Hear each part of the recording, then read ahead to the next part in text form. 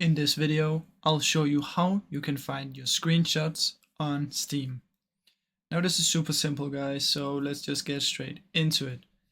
Once you're on the Steam, up here in the bottom left, top left corner there will be different kind of buttons, and if you press on the view button, all the way in the bottom here, it should say screenshots.